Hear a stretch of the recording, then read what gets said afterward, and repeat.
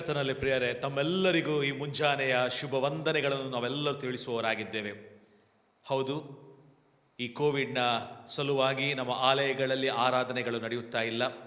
ಆದರೆ ದೇವರ ಚಿತ್ತವಾದರೆ ಮುಂದಿನ ಭಾನುವಾರಗಳಿಂದ ನಮ್ಮ ಆಲಯಗಳು ಅದು ತೆರೆಯಲ್ಪಡುತ್ತದೆ, ಆರಾಧನೆಗಳು ನಡೆಸಲ್ಪಡುತ್ತದೆ. ನಾವೆಲ್ಲರೂ ನಮ್ಮ ಆಲಯದಲ್ಲಿ ಸೇರಿ ನಾವು ದೇವರನ್ನು ಸ್ತುತಿಸುವವರಾಗೋಣ. ಈ ಸಮಯದಲ್ಲಿ ಈ ದಿನದ ಆರಾಧನೆಯನ್ನು ನಾವು ಪ್ರೈಸ್ ಅಂಡ್ ವರ್ಷಿಪ್ನ ಮೂಲಕ ಪ್ರಾರಂಭಿಸುವಂತೆ ನಮ್ಮ ಮೊದಲಿರುವಂತಹ ಶ್ರೀಯುತ ಸುಚಿತ್ ಕೋಟೆನವರಲ್ಲಿ ನಾವು ಕೇಳಿಕೊಳ್ಳುತ್ತೇವೆ. ಶ್ರೀಯುತ ಸುಚಿತ್ ಕೋಟೆನವರಿಂದ ಪ್ರೈಸ್ ಅಂಡ್ ವರ್ಷಿಪ್ ಅನ್ನು ಮುನ್ನಡೆಸುವಂತೆ ನಾನು ಅವರಲ್ಲಿ ಬೇಡಿಕೊಳ್ಳುವನಾಗಿದ್ದೇನೆ. ದೇವರ ನಾಮಕ್ಕೆ ಸ್ತೋತ್ರವಾಗಲಿ. ಮತ್ತೊಂದು ಹೊಸ ದಿನವನ್ನು ನಾವು ಕಂಡು ದೇವರನ್ನು ಸ್ತುತಿಸುವುದಕ್ಕಾಗಿ ನಾವು ಸೇರಿ ಬಂದಿದ್ದೇವೆ. ಸಂಗೀತ ನಾವು ಪ್ರಾರಂಭಿಸುವಾಗ ಒಂದು ಹಳೆಯ ಸಂಗೀತ, ನಮಗೆಲ್ಲರೂ ಗೊತ್ತಿರುವ ಒಂದು ಸಂಗೀತದೊಂದಿಗೆ ಪ್ರಾರಂಭಿಸ್ತಾ ಇದ್ದೇವೆ. ಆ ಹಾಡು ಹೇಳುತ್ತದೆ, ನಾನು ನಿನ್ನ ದಾಸ ನಿನ್ನ ಸೇವೆಯ ಮಾಡುವೆ. ಈ ಲೋಕದಲ್ಲಿ ಎಷ್ಟು ದಿನ ದೇವರ ನೀನು ಇಟ್ಟಿದೆಯೋ ಅಷ್ಟು ದಿನ ನಿನ್ನ ಸೇವೆಯನ್ನು ನಾನು ಮಾಡ್ತೇನೆ, ಮತ್ತು ಈ ಭೂಯಾತ್ರೆ ತೀರಿದ ಮೇಲೆ ನಾನು ನಿನ್ನ ಬಳಿಗೆ ಬರುತ್ತೇನೆ ಎಂಬುದಾಗಿ ಸಂತೋಷದಿಂದ ಕೈ ಚಪ್ಪಾಳೆಗಳನ್ನು ತಟ್ಟುತ್ತಾ ನಾವೆಲ್ಲರ ಜೊತೆಯಾಗಿ ಹಾಡುವ, ನಾನು ನಿನ್ನ ದಾಸ ನಿನ್ನ ಸೇವೆಯ ಮಾಡುವೆ.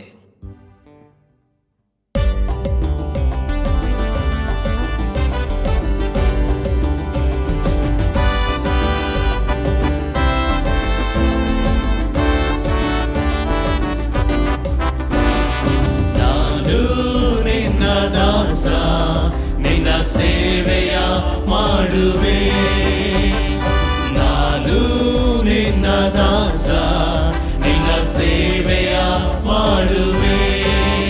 ಭೂಯಾತ್ರೆ ತೀರಲು ನಿನ್ನ ಬಳಿನ ಸೇರುವೆ, ಭೂಯಾತ್ರೆ ತೀರಲು ನಿನ್ನ ಬಳಿನ ಸೇರುವೆ. ನಿನ್ನ ದಾಸ ನಿನ್ನ ಸೇವೆಯ ಮಾಡುವೆ. ನಾವು ಈ ಜೀವಿತದಲ್ಲಿ ಮುಂದೆ ಸಾಗುವಂತ ಸಮಯದಲ್ಲಿ, ಸಾಗಿಸುವ ಮಾರ್ಗದಲ್ಲಿ ನನ್ನ ಜೊತೆಗೆ ನೀನಿದ್ದುಕೊಂಡು ಶೋಧನೆಯ ಕಾಲದಲ್ಲಿ ದೇವರೇ ನೀನು ಕೈ ಹಿಡಿದು ನಡೆಸು ಎಂಬುದಾಗಿ ಬೇಡಿಕೊಳ್ಳುತ್ತಾ ಇದ್ದೇವೆ. ಶೋಧನೆಯ ಸಂಕಷ್ಟದ ದಿನಗಳನ್ನು ನಾವು ಎದುರು ನೋಡ್ತಾ ಇದ್ದೇವೆ. ಈಗಾಗಲೇ ದೇವರು ಇಲ್ಲಿವರೆಗೆ ನಡೆಸಿದ್ದಾನೆ, ಮುಂದೆಯೂ ನಡೆಸುತ್ತಾನೆ ಎಂಬಂಥ ಭರವಸೆ ನಮ್ಮೆಲ್ಲರದು. ಹಾಗಾಗಿ ಜೊತೆಯಾಗಿ ನಾವು ಹಾಡಿಕೊಳ್ಳುವ, ನಮ್ಮ ಜೊತೆಗೆ ಯೇಸು ಸ್ವಾಮಿ ಜೊತೆಯಲ್ಲಿರಲಿ ಎಂಬುದಾಗಿ ಬೇಡಿಕೊಳ್ಳುವ. ಮುಂದೆ ಸಾಗುವಾಗ ನಾನು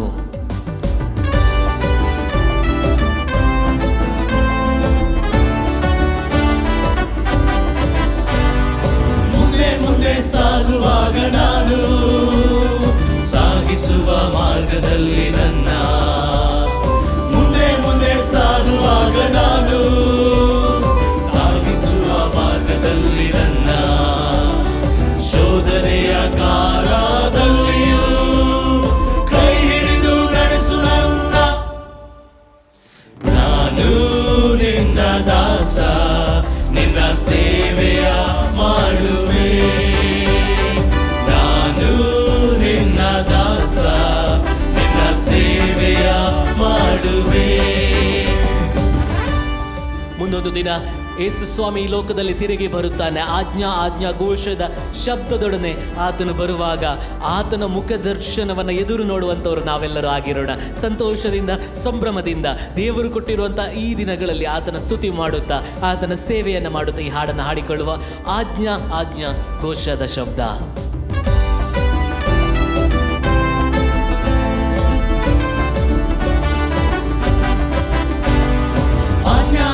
ಘೋಷದ ಶಬ್ದ ನಾನಂದು ಕೇಳುತ್ತಿರಲು, ಆಜ್ಞಾ ಘೋಷದ ಶಬ್ದ ನಾನಂದು ಕೇಳುತ್ತಿರಲು, ನಿನ್ನಯ ಮುಖ ದರ್ಶನವ ತೋರು ನಿನ್ನ ಮಕ್ಕಳಿಗೆ.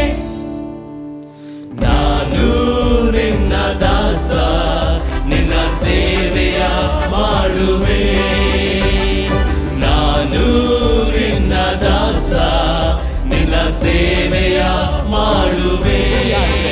ಭೂಯಾತ್ರೆ ತೀರಲು ನಿನ್ನ ಬಳಿನ ಸೇರುವೆ, ಭೂಯಾತ್ರೆ ತೀರಲು ನಿನ್ನ ಬಳಿನ ಸೇರುವೆ. ನಾನು ನಿನ್ನ ದಾಸ ಸೇವೆಯ ಮಾಡುವೆ. ನಾನು ನಿನ್ನ ದಾಸ, ನಿನ್ನ ಸೇವೆಯ ಮಾಡುವೆ. ದೇವರನ್ನ ಸ್ತುತಿಸ್ತಾ ಇದ್ದೇವೆ. ಎನ್ ಸಭೆಯ ಕಟ್ಟುವೆ ಎಂದು ಏಸು ನುಡಿಯುವನು. ಆ ಸಭೆಯನ್ನು ಕಟ್ಟುವ ಸಮಯದಲ್ಲಿ ನನ್ನನ್ನು ಕೇಳ್ತಾ ಇದ್ದಾನೆ, ನನ್ನಲ್ಲಿರುವುದನ್ನು ಕೇಳ್ತಾ ಇದ್ದಾನೆ. ಅದಕ್ಕೆ ನಾವು ಸಿದ್ಧರಾಗಿದ್ದೇವಾ? ಬರುವುದಕ್ಕೆ ನಾವು ಜೊತೆಯಾಗಿದ್ದೇವಾ? ಕೊಡುವುದಕ್ಕೆ ಸಿದ್ಧವಾಗಿದ್ದೇವೆ ಎಂಬುದಾಗಿ ಏಸು ನಮ್ಮನ್ನು ಪ್ರಶ್ನೆ ಮಾಡುತ್ತಿರುವಾಗ ನಮ್ಮ ಉತ್ತರ ಏನಾಗಿದೆ ಎಂಬುದಾಗಿ ನಾವು ಆಲೋಚನೆ ಮಾಡಿಕೊಂಡು ಈ ಸುಂದರವಾದಂಥ ಸಂಗೀತವನ್ನು ಎಲ್ಲರ ಜೊತೆಯಾಗಿ ಹಾಡುವ. ಎನ್ ಸಭೆಯ ಕಟ್ಟುವೆ ಎಂದು ಏಸು ನುಡಿಯುವನು.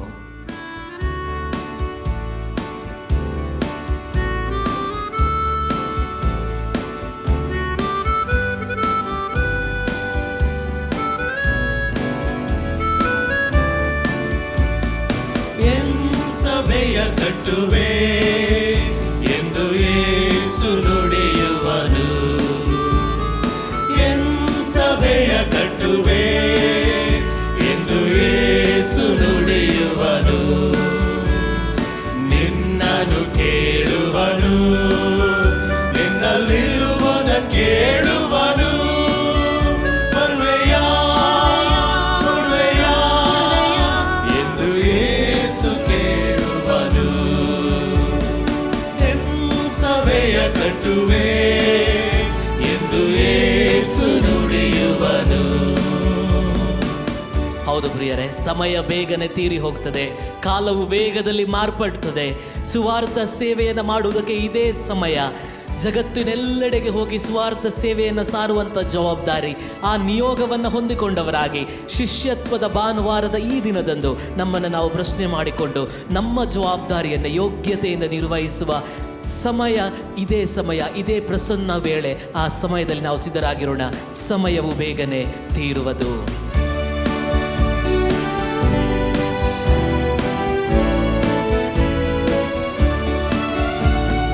ಸಮಯವು ಬೇಗನೆ ತೀರುವುದು, ಕಾಲವು ವೇಗನೆ ಮಾರ್ಪಡುವುದು. ಸಮಯವು ಬೇಗನೆ ತೀರುವುದು, ಕಾಲವು ವೇಗನೆ ಮಾರ್ಪಡುವುದು.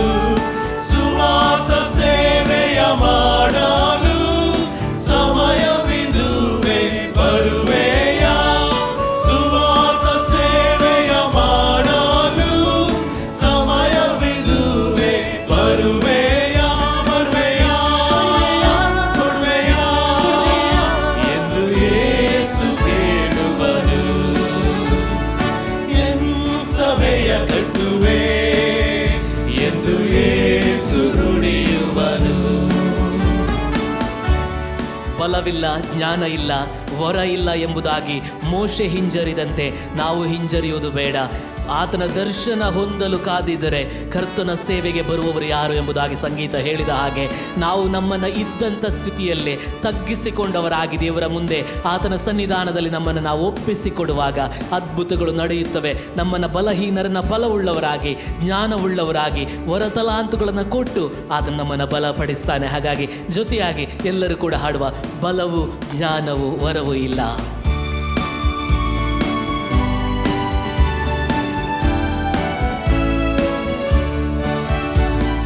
ಬಲವು ಜ್ಞಾನವು ವರವೂ ಇಲ್ಲ ಎಂದು ನೀನೆಂದು ಹಿಂಜರಿಯಬೇಡ.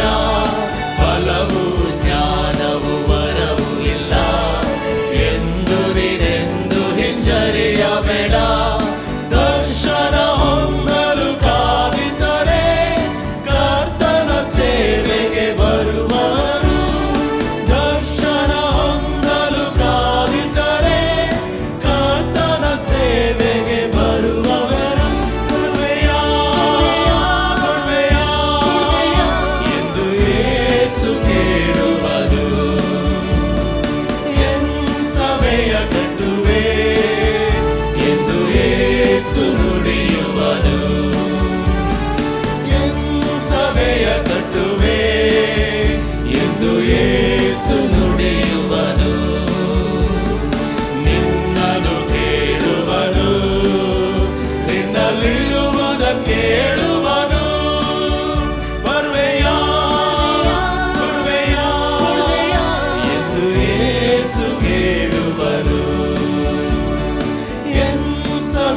ಕಟ್ಟುವೆ ಎಂದು ಯೇಸು ನುಡಿಯುವರು.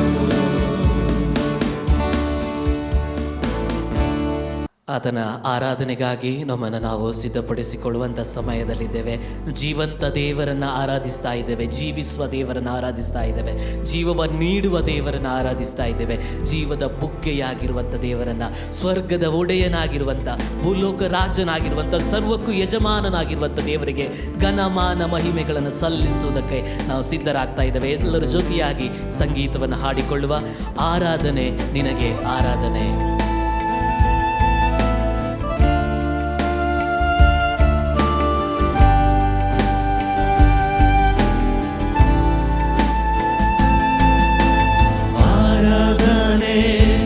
ನಿನಗೆ ಆರಾಧನೆ, ನಿನಗೆ ಆರಾಧನೆ ಯೇಸುವೇ. ಆರಾಧನೆ ನಿನಗೆ ಆರಾಧನೆ, ನಿನಗೆ ಆರಾಧನೆ ಯೇಸುವೇ.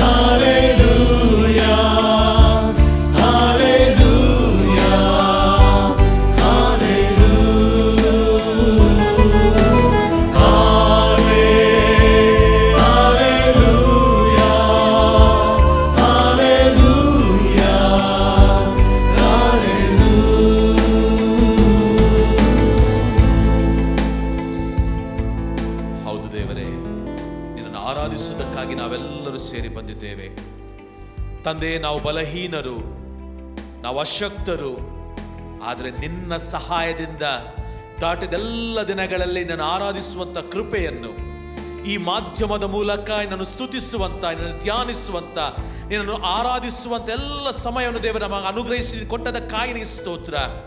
ದೇವರೇ, ನಾವು ನಿನ್ನ ದಾಸರು, ನಾವು ಬಲಹೀನರು, ಆದರೆ ನಿನ್ನ ಬಲವನ್ನು ದೇವರೇ ನಾವು ಹೊಂದಿಕೊಂಡು ಈ ಲೋಕದಲ್ಲಿ ನೀನು ನಮಗೆ ಕೊಡುವಂಥ ಸೇವೆಯನ್ನು, ನಮ್ಮ ಜೀವನವನ್ನು ನಿನಗೆ ನಂಬಿಗಸ್ತರಾಗಿ ಮಾಡುವಾಗ ನೀ ನಮ್ಮನ್ನು ಆಶೀರ್ವದಿಸುವಂಥ ದೇವರು. ನಮ್ಮನ್ನು ಬಲಪಡಿಸುವಂಥ ದೇವರು, ನಮ್ಮನ್ನು ಕೈ ಹಿಡಿದು ನಡೆಸುವಂಥ ದೇವರು ನೀನು ಆಗಿರುವುದಕ್ಕಾಗಿ ನಿನಗೆ ಸ್ತೋತ್ರ ದೇವರೇ.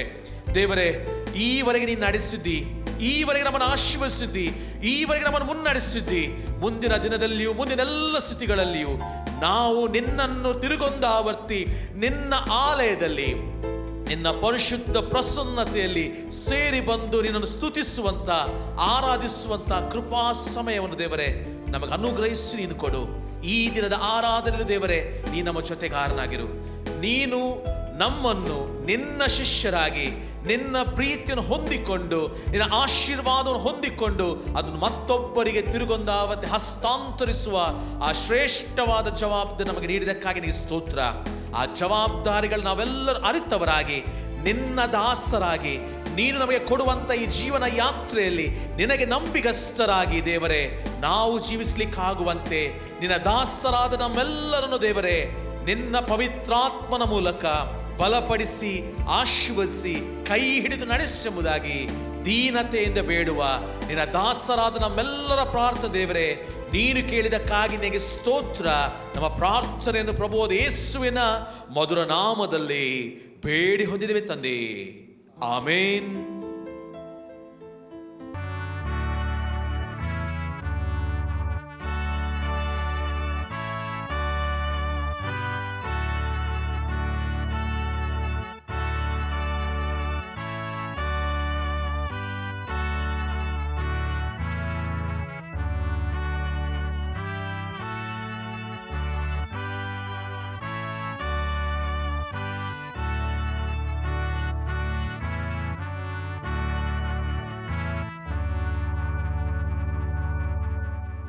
ಪರಿಶುದ್ಧ ದೇವರನ್ನು ಆರಾಧಿಸೋಣ, ಆರಂಭ ಮಾಡೋಣ.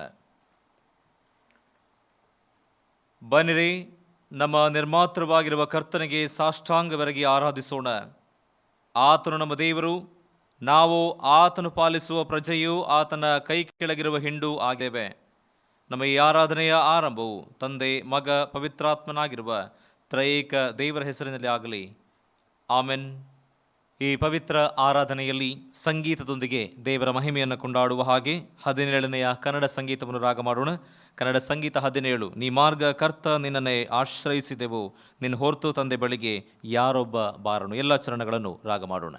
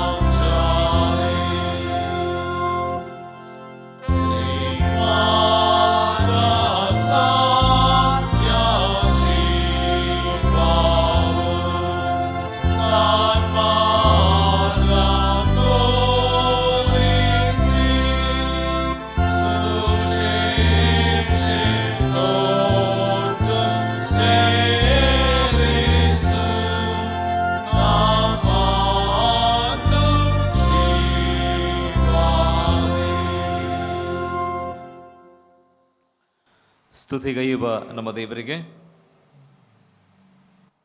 ನಮ್ಮ ದೇವರೇ, ಸರ್ವ ಸೃಷ್ಟಿಯ ಮೂಲನೆ, ನಿನ್ನಲ್ಲಿಯೇ ನಮ್ಮ ಜೀವನದ ಅರ್ಥ, ಗುರಿ, ಉದ್ದೇಶ ಮತ್ತು ಅಸ್ತಿತ್ವ.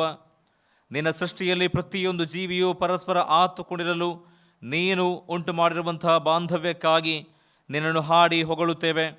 ನಿನ್ನ ಸೃಷ್ಟಿಯ ಕ್ರಮವು ಜೀವನದ ಏಕತೆಯನ್ನು ಪ್ರತಿಬಿಂಬಿಸುತ್ತದೆ. ಸರ್ವ ಸೃಷ್ಟಿಯು ನಿನ್ನ ಮಹಿಮೆಯನ್ನು ಕೊಂಡಾಡುತ್ತದೆ. ತಂದೆಯಾದ ದೇವರೇ, ನಿನಗೆ ಸ್ತುತಿಯಾಗಲಿ. ದೇವರ ಕುಮಾರನಾದ ಕ್ರಿಸ್ತನೇ, ನೀನು ನರಾವತಾರವೆತ್ತಿ ನಿನ್ನ ನೀತಿಯ ಜೀವನದ ಮೂಲಕ ದೇವರ ರಾಜ್ಯದ ಸ್ಥಾಪನೆಗೆ ಮುಂದಾದಿ ನೀತಿ, ನ್ಯಾಯ ಮತ್ತು ಶಾಂತಿಯ ಆಳ್ವಿಕೆಯನ್ನು ಈ ಭೂಮಿಯಲ್ಲಿ ನೆಲೆಗೊಳಿಸುವ ಹೋರಾಟದಲ್ಲಿ ಕ್ರೂಜೆಯ ಮೇಲೆ ನಮಗೋಸ್ಕರ ಬಲಿಯಾದಿ ಪುನರುತ್ಥಿತನಾಗುವ ಮೂಲಕ ನಿನ್ನ ದೇಹವಾದ ಸಭೆಯನ್ನು ಸ್ಥಾಪಿಸಿದಿ. ಸರ್ವ ಮಾನವರ ಒಳಿತಿಗಾಗಿ ನಿಸ್ವಾರ್ಥತೆಯಿಂದ ಜೀವಿಸಲು ನಮ್ಮನ್ನು ಸಮರ್ಪಿಸಿಕೊಳ್ಳಲು ಕರೆ ನೀಡಿದೆ. ಕುಮಾರನಾದ ಕ್ರಿಸ್ತನೇ, ನಿನಗೆ ಸ್ತುತಿಯಾಗಲಿ. ಪವಿತ್ರಾತ್ಮನಾದ ದೇವರೇ, ನೀನು ಸಕಲ ಹೊಸತನಕ್ಕೂ ಪರಿವರ್ತನೆಗೂ ಮೂಲನು. ವಿವಿಧ ರೀತಿಯಲ್ಲಿ ಬಂಧನಕ್ಕೆ ಒಳಗಾದವರ ಬಿಡುಗಡೆಗಾಗಿ ದುಡಿಯುವ ಹಾಗೆ ನಮಗೆ ಬೇಕಾದ ನಮ್ಮ ಚೈತನ್ಯವನ್ನು ಒದಗಿಸುವಾತನು, ಹೊಸ ಸಮುದಾಯವನ್ನು ಕಟ್ಟಲು ನಮ್ಮನ್ನು ಬಲಪಡಿಸುವಾತನು, ಏಕತೆಯನ್ನು ಸಾಧಿಸುವಲ್ಲಿ ನಮ್ಮ ಹೋರಾಟಗಳಿಗೆ ಬಲವನ್ನು ದಯಪಾಲಿಸುವಾತನು ಆಗಿದ್ದಿ. ಪವಿತ್ರಾತ್ಮನಾದ ದೇವರೇ, ನಿನಗೆ ಸ್ತುತಿಯಾಗಲಿ. ತ್ರಯೇಕ ದೇವರೇ, ನಿನ್ನ ಐಕ್ಯತೆಯ ಕಾರ್ಯದಲ್ಲಿ ಸಾಕ್ಷಿಗಳಾಗಿರಲು ಕರೆದಾತನು, ನಮ್ಮ ಬಾಳ್ವೆಗೆ ಎಲ್ಲ ವಿಧವಾದ ಆಶೀರ್ವಾದಗಳನ್ನು ಒದಗಿಸುತ್ತಿರುವಾತನು, ಅನ್ಯೋನ್ಯತೆಯಿಂದ ಒಡಗೂಡಿ ನಿನ್ನ ನಿಯೋಗದಲ್ಲಿ ದುಡಿಯುವ ಶಕ್ತಿಯನ್ನು ಅನುಗ್ರಹಿಸುವಾತನು, ನಿನ್ನ ಕೃಪೆ ಕರುಣೆಗಳಿಂದ ಪೋಷಿಸುತ್ತಿರುವಾತನು ಆಗಿರುವ ನಿನಗೆ ಎಂದೆಂದಿಗೂ ಘನ ಮಾನ ಮಹಿಮೆಗಳು ಸಲ್ಲಲಿ. ಆಮೆನ್. ಪ್ರಿಯರೇ, ನಮ್ಮ ದೇವರು ಸರ್ವ ಜನಾಂಗಗಳ ಒಡೆಯನು, ಸರ್ವ ಜನರ ಪರಿಪಾಲಕನೂ ಆಗಿದ್ದಾನೆ. ಆತನ ಮಹಾ ಉಪಕಾರಗಳನ್ನು ನೆನೆದು ಈ ಲೋಕದಲ್ಲಿ ಆತನಿಗಾಗಿ ಸಾಕ್ಷಿಯ ಜೀವನವನ್ನು ನಡೆಸುವಂತೆ ಕರೆ ನೀಡಿದ್ದಾನೆ. ಆದರೆ ನಾವು ಆತನ ಕರೆಗೆ, ಆತನ ವಾಕ್ಯಕ್ಕೆ ಕಿವಿಗೊಡದೆ ನಮ್ಮ ಚಿತ್ತಾನುಸಾರವೇ ನಾವೆಲ್ಲರೂ ನಡೆದಿದ್ದೇವೆ. ಸಹ ಮಾನವರೊಡನೆ ಬೆರೆತು ಒಂದಾಗಿ ಪ್ರೀತಿಯಿಂದ ಜೀವಿಸುವ ಬದಲು ಸಂಕೋಚಿತ ತೋರಿಸಿ ತಪ್ಪು ಮಾಡಿದ್ದೇವೆ. ಸಭೆಯಾಗಿ ನಮ್ಮ ಮೇಲಿರುವ ಜವಾಬ್ದಾರಿಗಳನ್ನು ನಿಭಾಯಿಸುವಲ್ಲಿ ನಾವು ಮರೆತಿದ್ದೇವೆ. ಆದುದರಿಂದ ನಮ್ಮ ಕರ್ತನಾದ ದೇವರ ಕಡೆಗೆ ತಿರುಗಿಕೊಳ್ಳೋಣ. ಆತನು ದಯೆಯೂ ಕನಿಕರವೂ ಉಳ್ಳವನಾಗಿದ್ದಾನೆ. ಪರಿಶುದ್ಧನಾದ ಆತನ ಮುಂದೆ ನಿಜವಾದ ಪಶ್ಚಾತ್ತಾಪದಿಂದ ಮೊಣಕಾಲೂರಿ ನಮ್ಮ ಪಾಪ ಅಪರಾಧಗಳನ್ನು ನೆನಪು ಮಾಡಿಕೊಂಡು ಅರಿಕೆ ಮಾಡೋಣ.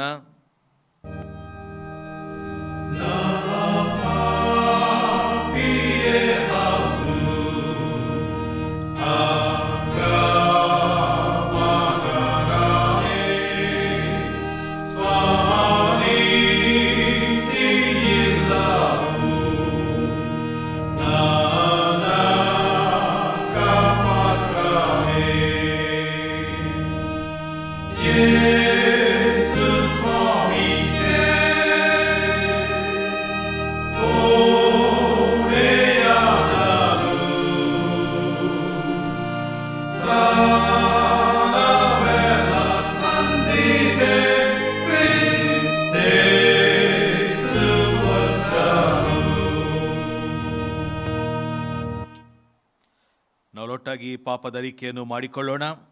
ದೇವರೇ, ಕೃಪಾಳು ಕ್ರಿಸ್ತನಲ್ಲಿ ನಮಗೆ ರಕ್ಷಣೆಯನ್ನು ಒದಗಿಸಿದ್ದಾಗಿಯೂ ನಮ್ಮ ಜೀವನದಲ್ಲಿ ಅದರ ಮಹತ್ವವನ್ನು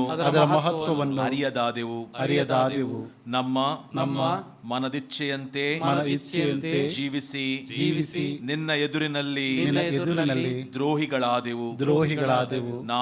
ನಾವು ಸಭೆಯಾಗಿ ನಿನ್ನ ಘನತೆಗಾಗಿ ಕಾರ್ಯವೆಸಗುವ ಬದಲು ಸ್ವಾರ್ಥಮಯ ಜೀವನಕ್ಕೆ ಒತ್ತು ನೀಡಿದೆವು.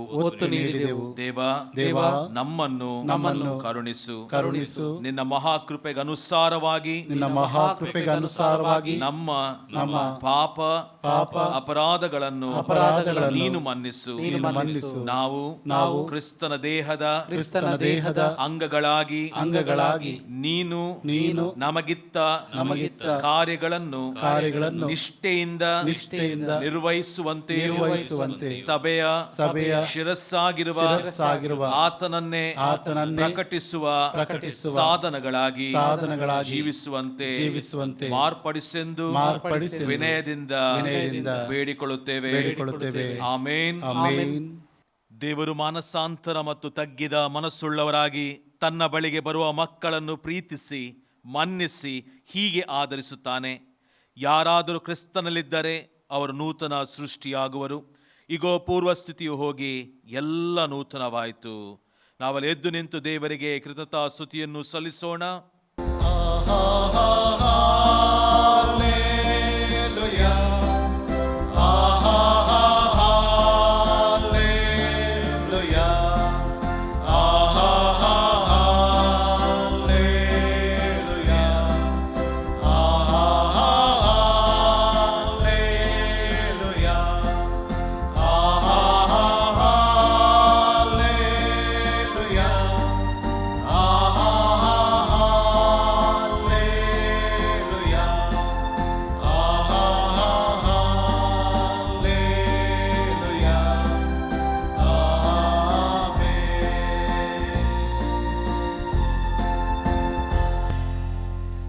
ನಿತ್ಯನಾದ ದೇವರೇ, ಸೃಷ್ಟಿಕರ್ತನೆ, ಎಲ್ಲ ಒಳ್ಳೆಯದರ ಮೂಲನೆ, ನಮ್ಮ ವಾಸಸ್ಥಾನವಾಗಿರುವ ಭೂಮಿಗಾಗಿ ಮತ್ತು ದಾನವಾಗಿ ನೀನು ಕೊಟ್ಟ ನಮ್ಮ ಜೀವನಕ್ಕಾಗಿ ನಿನಗೆ ಕೃತಜ್ಞರಾಗಿದ್ದೇವೆ.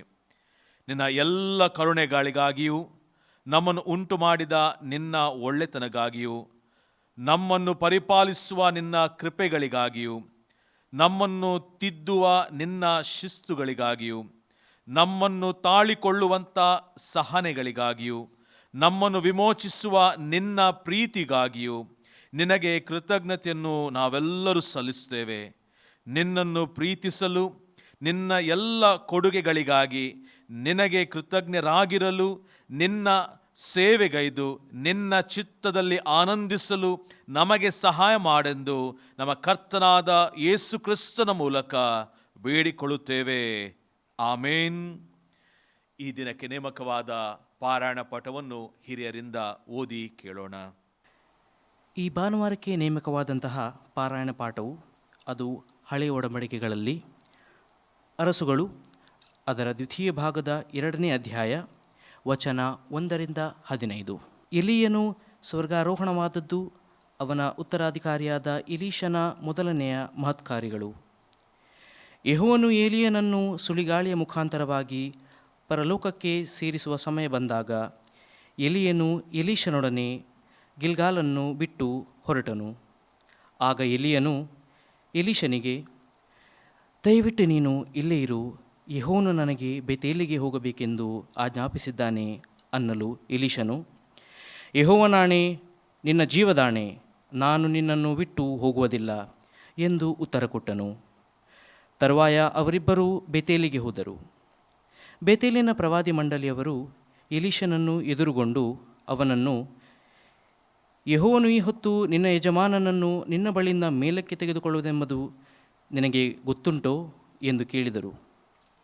ಅದಕ್ಕೆ ಅವನು, ಗೊತ್ತುಂಟು, ಸುಮ್ಮನಿರಿ ಅಂದನು. ಎಲೀಯನು ಎಲೀಷನಿಗೆ, ದಯವಿಟ್ಟು ಇಲ್ಲೇ ಇರು, ಯೆಹೋವನು ನನಗೆ ಯೆರಿಕೋವಿಗೆ ಹೋಗಬೇಕೆಂದು ಆಜ್ಞಾಪಿಸಿದ್ದಾನೆ ಎಂದು ಹೇಳಿದನು. ಆದರೆ ಎಲೀಷನು, ಯೆಹೋವನಾಣೆ, ನಿನ್ನ ಜೀವದಾಣೆ, ನಾನು ನಿನ್ನನ್ನು ಬಿಟ್ಟು ಹೋಗುವುದಿಲ್ಲ ಎಂದು ಉತ್ತರ ಕೊಟ್ಟು ಅವನ ಜೊತೆಯಲ್ಲಿ ಯೆರಿಕೋವಿಗೆ ಹೋದನು. ಅಲ್ಲಿನ ಪ್ರವಾದಿ ಮಂಡಳಿಯವರು ಅವನನ್ನು ಎದುರುಗೊಂಡು, ಯೆಹೋವನು ಈ ಹೊತ್ತು ನಿನ್ನ ಯಜಮಾನನನ್ನು ನಿನ್ನ ಬಳಿಯಿಂದ ಮೇಲಕ್ಕೆ ಕರೆದುಕೊಳ್ಳುವನೆಂದು ನಿನಗೆ ಗೊತ್ತುಂಟೋ ಎಂದು ಕೇಳಿದರು. ಅದಕ್ಕೆ ಅವನು, ಗೊತ್ತುಂಟು, ಸುಮ್ಮನಿರ್ರಿ ಎಂದು ಉತ್ತರ ಕೊಟ್ಟನು.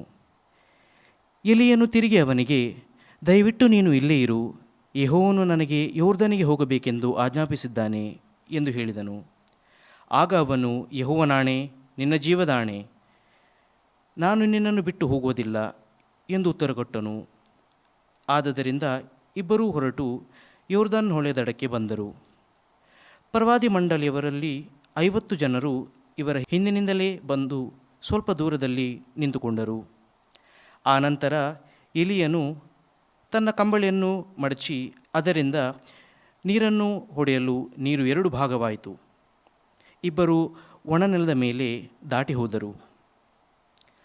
ಅವರು ಆಚೆ ದಡಕ್ಕೆ ಸೇರಿದ ಮೇಲೆ ಎಲಿಯನು ಎಲೀಷನನ್ನು, ನಿನ್ನನ್ನು ಬಿಟ್ಟು ಹೋಗುವ ಮೊದಲು ನಾನು ನಿನಗೋಸ್ಕರ ಏನು ಮಾಡಬೇಕೆನ್ನುತ್ತೀ ಹೇಳು ಎಂದು ಕೇಳಿದನು.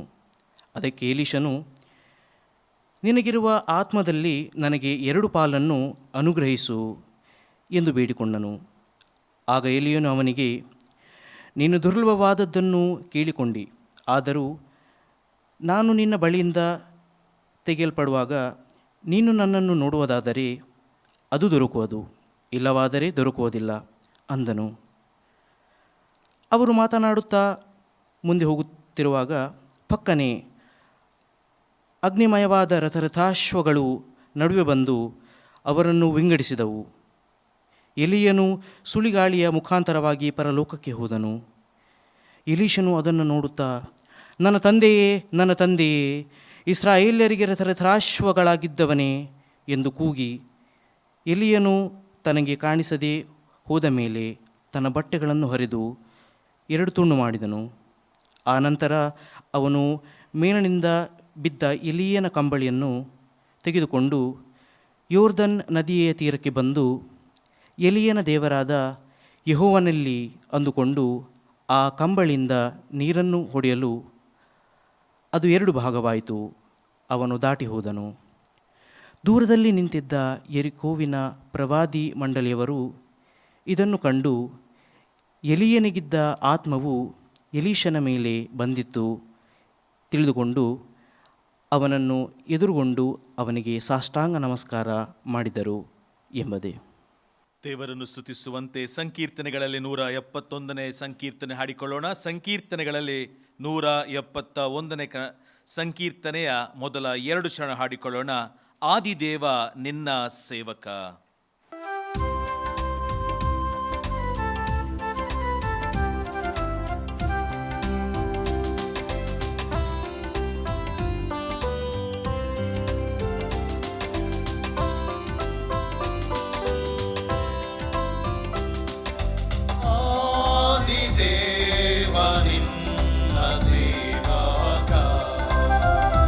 ಕಾದಿರುವೆ ನನಗೆ ಬೋಧಿಸ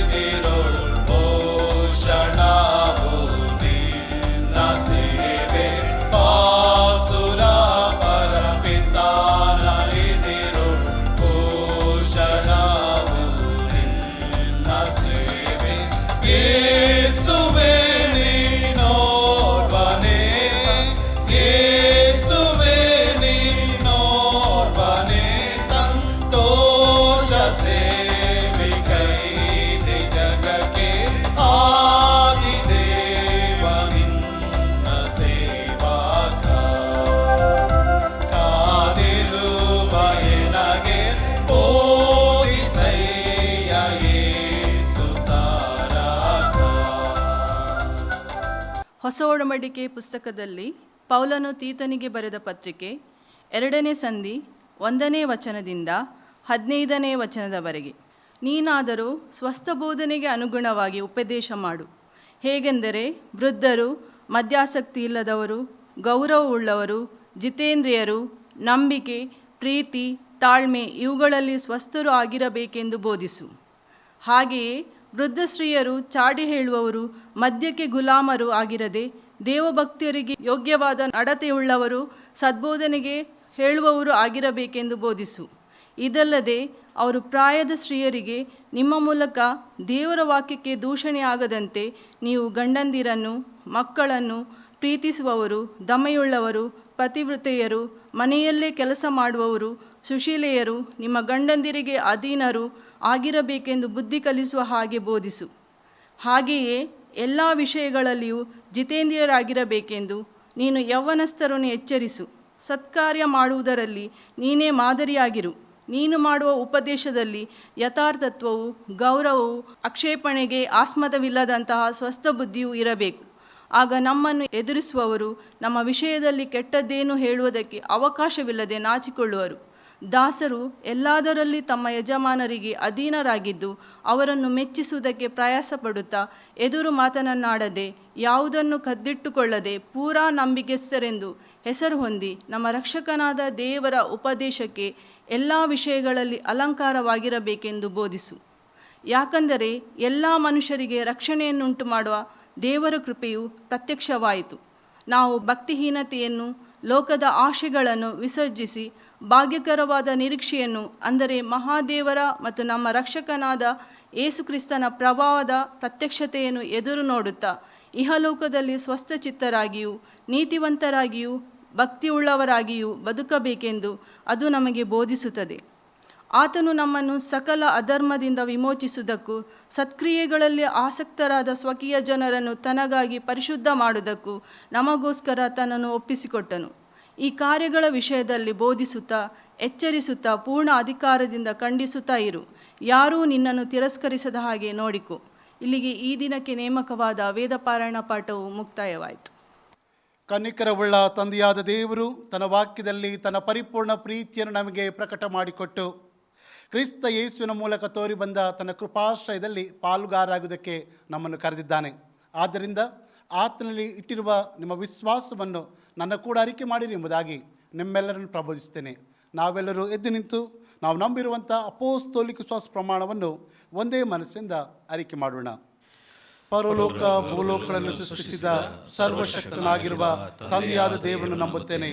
ಆತನ ಏಕಕುಮಾರನಾದ ನಮ್ಮ ಪ್ರಭುವಾದ ಯೇಸು ಕ್ರಿಸ್ತನ ನಂಬುತ್ತೇನೆ.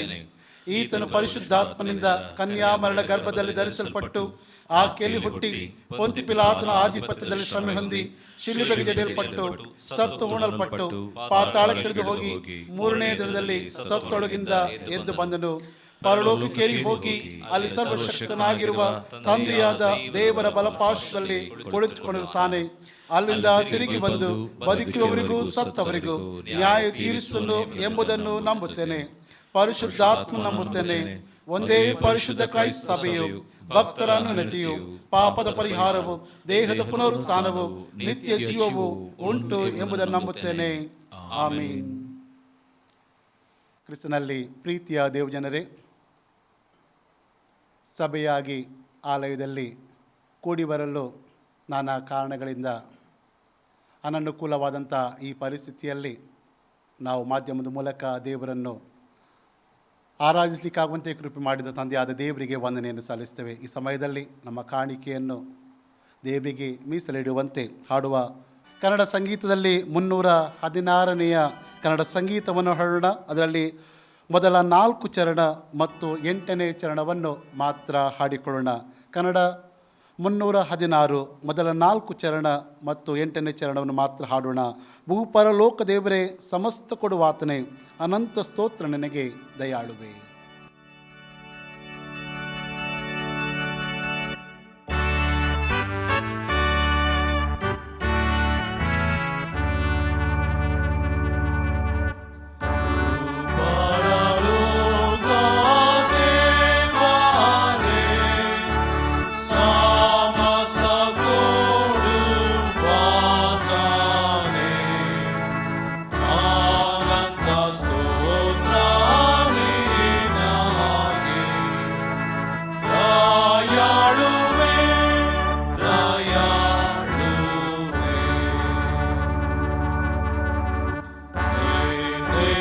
ಸೂರ್ಯ ತಾಪದೆ ಸದಾ ಉದಯವಾಗುತ್ತೆ. ಆನಂದ ಸ್ತೋತ್ರ ನಿನಗೆ. ದಯಾಳುವೆ ದಯಾಳುವೆ ಬಲವನ್ನು ಹುಟ್ಟಿಸಿ ಸಮಸ್ತ ಜೀವ ಕಾಯುತ್ತೆ. ಆನಂದ ಸ್ತೋತ್ರ ನಿನಗೆ. ದಯಾಳುವೆ ದಯಾಳುವೆ ಸಂಸಾರ ಕ್ಷೇಮ ಬಾಳಿಕೆ ನಿನ್ನಾಶೀರ್ವಾದದಿಂದಲೇ. ಆನಂದ ಸ್ತೋತ್ರ ನಿನಗೆ. ದಯಾಳುವೆ ದಯಾಳುವೆ ನನ್ನನ್ನು ನಿನ್ನ ಸೇವೆಗೆ ಸಂತೋಷದಿಂದ ಕೊಡುವೆ. ನಿನ್ನನ್ನು ಮಾತ್ರ ನಂಬುವೆ. ದಯಾಳುವೆ ದಯಾಳುವೆ.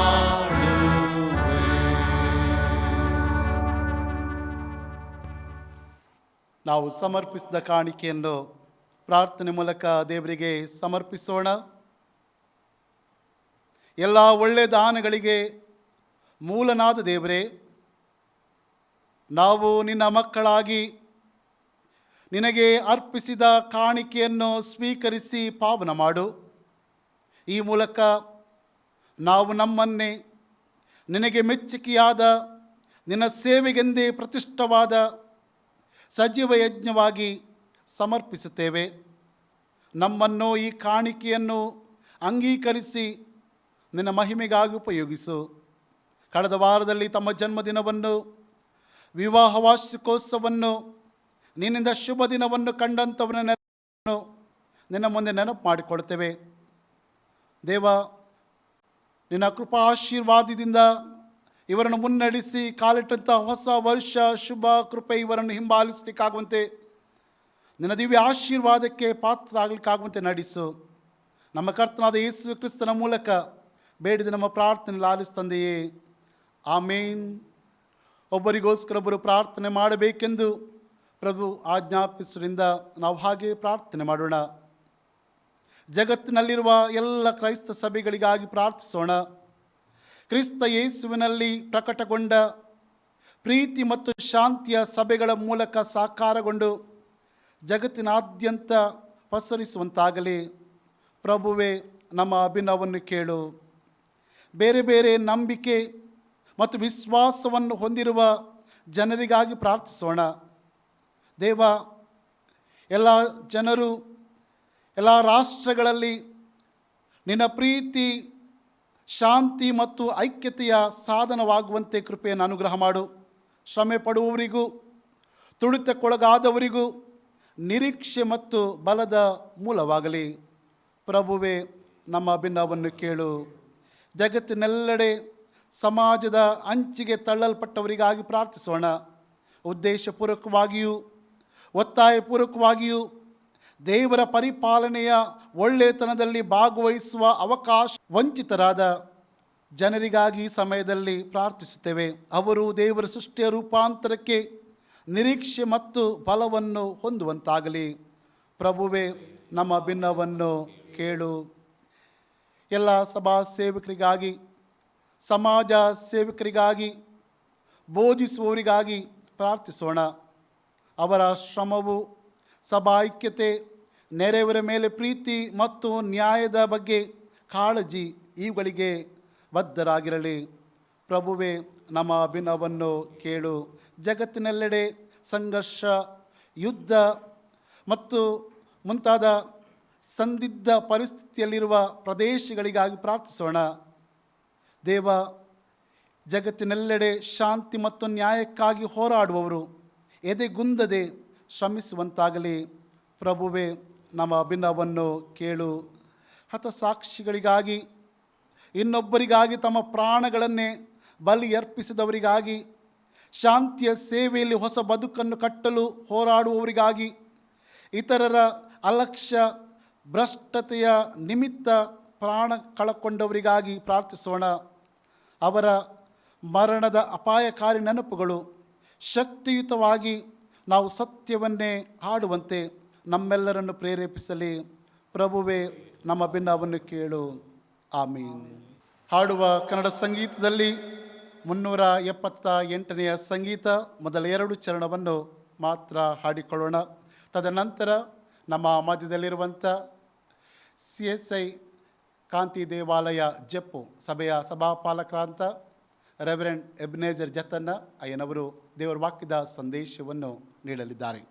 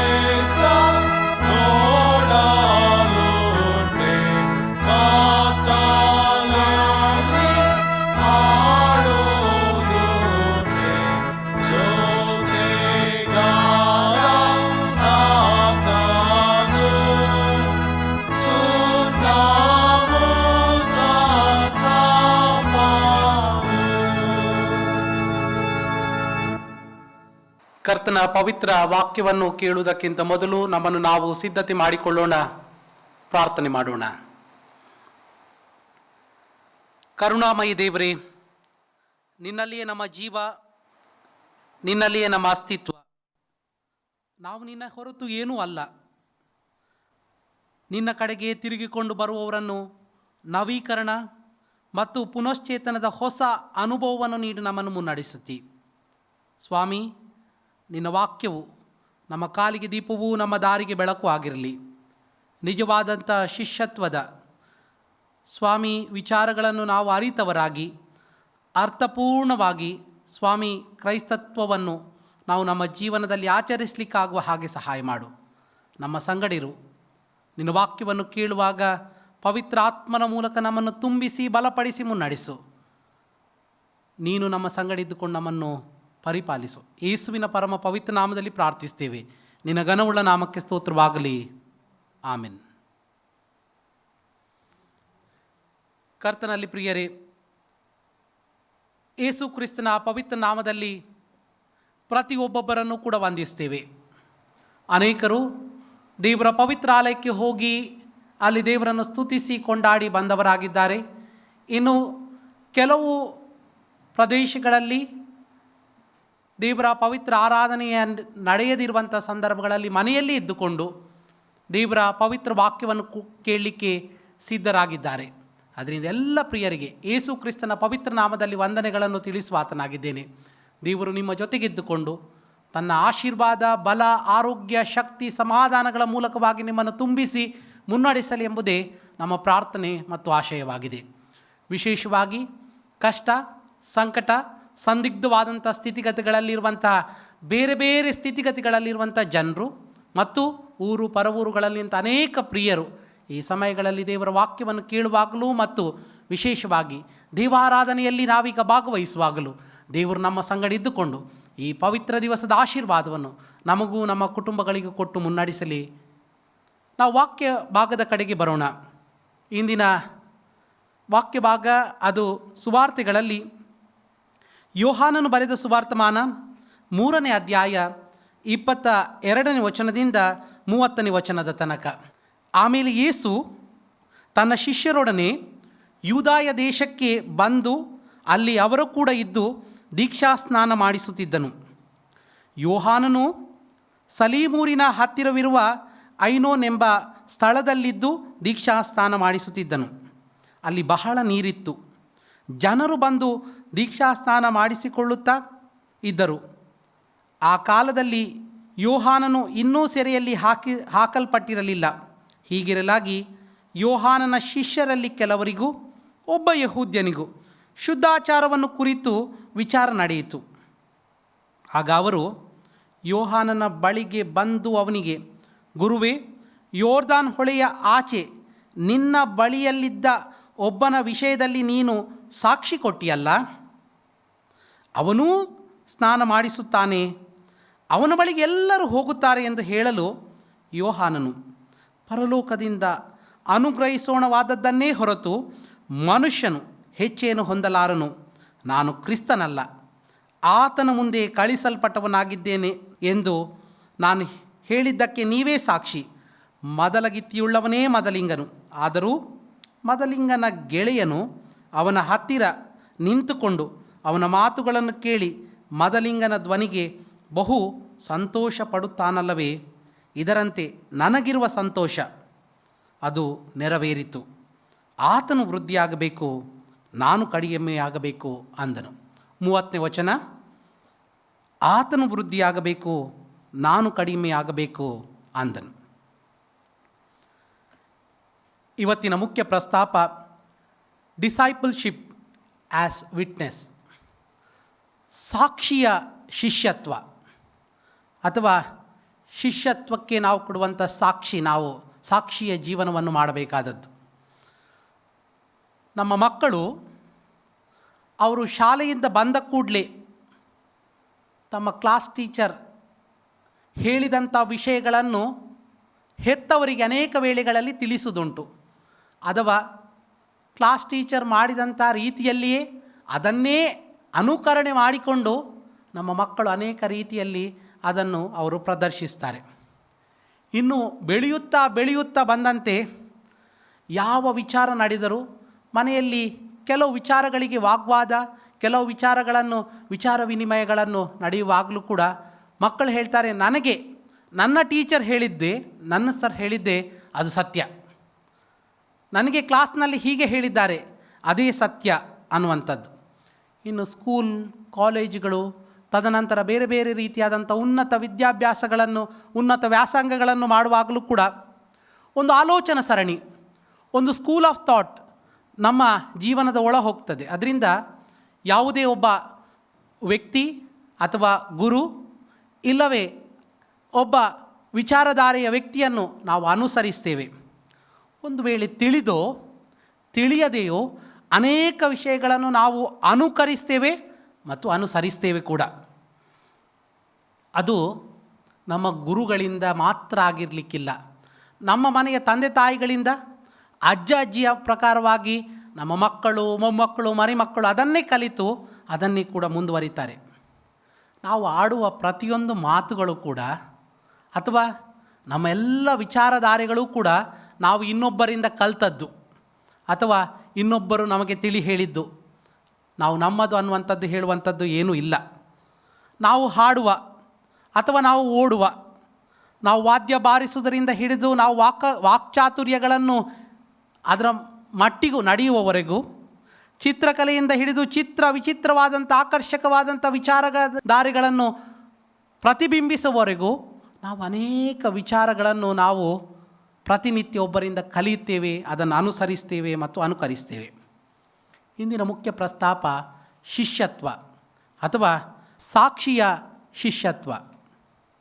ನಮ್ಮ ಜೀವನ ಅದು ಸಾಕ್ಷಿಯಿಂದ ಕೂಡಿರಬೇಕಾದದ್ದು ಅಗತ್ಯ. ಸಾಕ್ಷಿ ಅಂದರೆ ಏನು? ಒಂದು ವಿಷಯದ ಸಂಗತಿಯ ಖುದ್ದು ಹಾಜರಿದ್ದು ತಾನು ಅದನ್ನು ನೋಡಿದ ವಿಷಯದ ಕುರಿತು ತಿಳಿಸುವಂಥದ್ದು.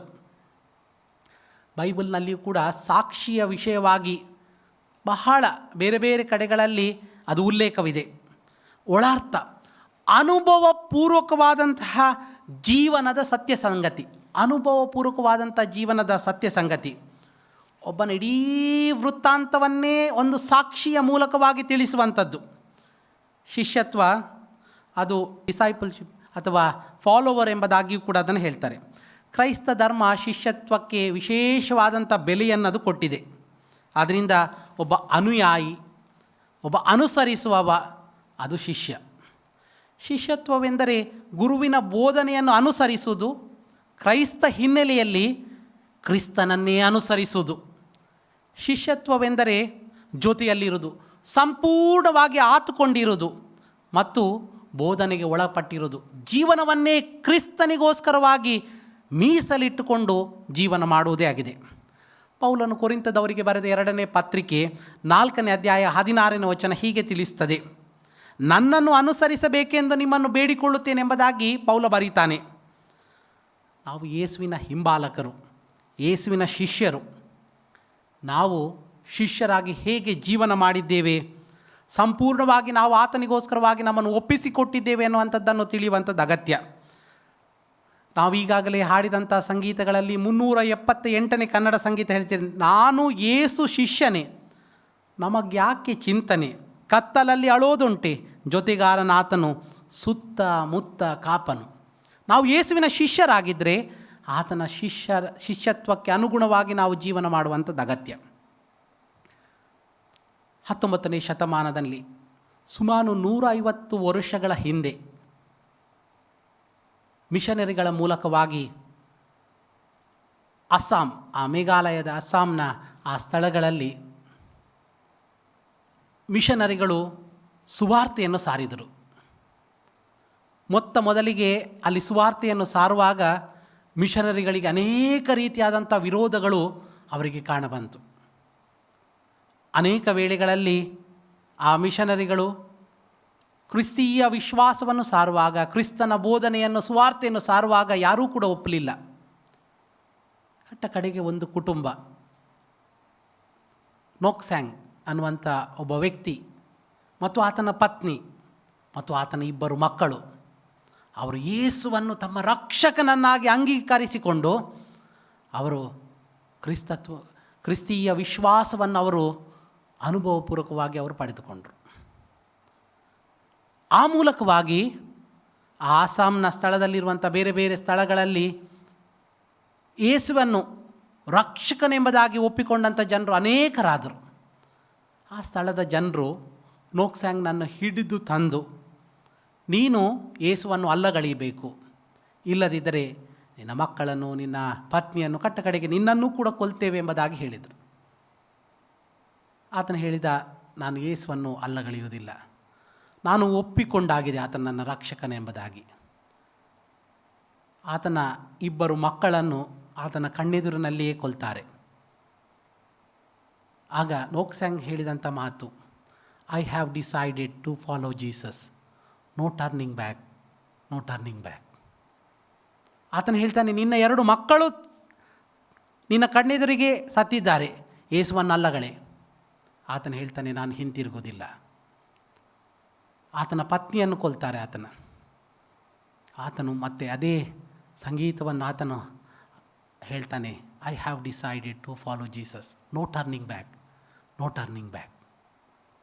ಕಡೆಗೆ ನೋಕ್ಸ್ಯಾಂಗ್ನನ್ನು ಕೂಡ ಅವರು ಸಾಯಿಸ್ತಾರೆ. ಆತನ ಕಡೆಯ ಮಾತುಗಳು, I have decided to follow Jesus, no turning back, no turning back ಅನ್ನುವಂಥ ಗೀತ ತದನಂತರದಲ್ಲಿ ಬೇರೆ ಬೇರೆ ಆ ರಚನಾಕಾರರಿಂದ ಅದು ರಚಿಸಲ್ಪಟ್ಟು ಸಾಧು ಸುಂದರ್ ಸಿಂಗ್ ಕೂಡ ಅದಕ್ಕೆ ತನ್ನ ಕೊಡುಗೆಯನ್ನು ಕೊಟ್ಟು ಅದು ಗೀತ ಪುಸ್ತಕಗಳಲ್ಲಿ ಅದು ಹಾಡಿ ಈಗ ವಿಶ್ವವಿಖ್ಯಾತಿಯನ್ನು ಪಡೆದಂಥ ಗೀತವಾಗಿದೆ. ಅನೇಕ ವೇಳೆಗಳಲ್ಲಿ ಈ ಗೀತ ನಮ್ಮ ಭಾರತದ ಮೂಲದ ಅಸ್ಸಾಂನ ಅನ್ನುವಂಥದ್ದು ನಮಗೆ ಅನೇಕರಿಗೆ ತಿಳಿದಿಲ್ಲ. ನೋಕ್ಸ್ಯಾಂಗ್ ತನ್ನ ಜೀವನವನ್ನೇ ಯೇಸುವಿಗೋಸ್ಕರವಾಗಿ ಕೊಟ್ಟು ಬಿಟ್ಟ. ಶಿಷ್ಯತ್ವ ಅನ್ನುವಂಥದ್ದು ಜೊತೆಗಾರನಾಗಿರುವುದು, ಯೇಸುವಿನ ಜೊತೆಯಲ್ಲಿ ಇರುವುದು. ಕರ್ತನಾದ ಯೇಸುವೇ, ನಾನು ನಿನಗೋಸ್ಕರವಾಗಿ ಬದುಕುತ್ತೇನೆ, ನಿನಗೋಸ್ಕರವಾಗಿ ಸಾಯ್ತೇನೆ, ನಾನು ಬದುಕಿದರೂ ಸತ್ತರೂ ನಿನ್ನವನೇ, ನನ್ನನ್ನು ಕಾಪಾಡಿ ನಿತ್ಯ ಜೀವಕ್ಕೆ ಸೇರಿಸು ಯೇಸುವೆ ಅನ್ನುವಂಥ ಮಾಡಿದಂಥ ಪ್ರಾರ್ಥನೆ ಅರಿಕೆ ನಾವು ಅನೇಕ ವೇಳೆಗಳಲ್ಲಿ ಮರೆತು ಬಿಡ್ತೇವೆ. ನಮ್ಮಲ್ಲಿ ಅನೇಕರು ಈ ಅರಿಕೆಗಳನ್ನು ಮಾಡಿದ್ದಾರೆ, ನಾವು ಮಾಡಿದ್ದೇವೆ. ಅನೇಕರು ಈ ಅರಿಕೆಗಳನ್ನು ಮಾಡಲಿಕ್ಕಿದ್ದಾರೆ. ನಾವು ಯೇಸುವನ್ನು ನಿಜವಾಗಿ ನಮ್ಮ ಗುರು, ನಮ್ಮ ರಕ್ಷಕನು, ನಮ್ಮ ಒಡೆಯನೆಂಬುದಾಗಿ ನಾವು ಒಪ್ಪಿಕೊಂಡಿದ್ದೆವು. ಶಿಷ್ಯತ್ವ ಅನ್ನುವಂಥದ್ದು ನಿಜವಾಗಿ ನಮ್ಮ ಜೀವನದಲ್ಲಿ ಅದು ಹಾಸುಹೊಕ್ಕಾಗಿದೆ. ನಾವು ಯೇಸುವನ್ನು ನಿಜವಾಗಿ ನಾವು ಹಿಂಬಾಲಿಸಿಕೊಂಡು ಮುಂದೆ ಸಾಗಿದ್ದೇವೆ ಅನ್ನುವಂಥದ್ದನ್ನು ನೆನಪು ಮಾಡುವಂಥದ್ದು ಅಗತ್ಯ. ಹಳೆ ಒಡಂಬಡಿಕೆಯಲ್ಲಿ ನಾವು ಈಗಾಗಲೇ ಸಭಾ ಹಿರಿಯರು ಓದಿ ಹೇಳಿದಂಥ ವಾಕ್ಯ ಪರಿಚಯದ ಹಿನ್ನೆಲೆಯಲ್ಲಿ ಅದನ್ನು ಅವಲೋಕಿಸೋಣ. ಶಿಷ್ಯತ್ವ ಅನ್ನುವಂಥದ್ದೇನು, ಹೇಗೆ ದೇವರಿಗೆ ಸಾಕ್ಷಿಯ ಜೀವನವನ್ನು ನಡೆಸುವಂಥದ್ದು ಎನ್ನುವಂಥದ್ದು. ದ್ವಿತೀಯ ಅರಸುಗಳಲ್ಲಿ 2ನೇ ಅಧ್ಯಾಯ 1ನೇ ವಚನದಿಂದ 15ನೇ ವಚನದಲ್ಲಿ ಎಲಿಯ ಮತ್ತು ಎಲೀಷನ ಕುರಿತಾದಂಥ ಸುಂದರವಾದಂಥ ಅವರ ಜೀವನ ಚಿತ್ರಣದ ಬಗ್ಗೆ ಕಟ್ಟಕಡೆಯ ಗುರು ಶಿಷ್ಯರ ಕಟ್ಟಕಡೆಯ ಸಂಬಂಧದಲ್ಲಿ ಅಲ್ಲಿ ತಿಳಿಯ ಹೇಳ್ತದೆ. ಎಲಿಯ ಮತ್ತು ಎಲೀಷನ ಕಡೆಯ ಆ ಸಂವಾದಗಳು. ಎಲಿಯನು ಸ್ವರ್ಗಾರೋಹಣ ಆಗಲಿಕ್ಕೆ ಇನ್ನು ಸ್ವಲ್ಪ ಸಮಯ ಇರುವಾಗ ಎಲೀಷನು ಆತನನ್ನು ಅನೇಕ ರೀತಿಯಾಗಿ ಪರಿಪರಿಯಾಗಿ, ನೀನು ನನ್ನನ್ನು ಬಿಟ್ಟು ಹೋಗಬೇಡ, ನನ್ನನ್ನು ಬಿಟ್ಟು ಹೋಗಬೇಡ ಎಂಬುದಾಗಿ ಆತನನ್ನು ಕೇಳಿಕೊಳ್ತಾನೆ. ಆದರೆ ದೇವರ ಚಿತ್ತದ ಪ್ರಕಾರವಾಗಿ ಆತನು ಬಿಟ್ಟು ಹೋಗಬೇಕಾಗಿತ್ತು. ಆದ್ದರಿಂದ ಎಲೀಷನು ಕೇಳ್ತಾನೆ, ನಿನ್ನಲ್ಲಿರುವಂಥ ಆತ್ಮದಲ್ಲಿ ನನಗೆ 2 ಪಟ್ಟು ನನಗೆ ಶಕ್ತಿಯನ್ನು ಕೊಡು ಎಂಬುದಾಗಿ.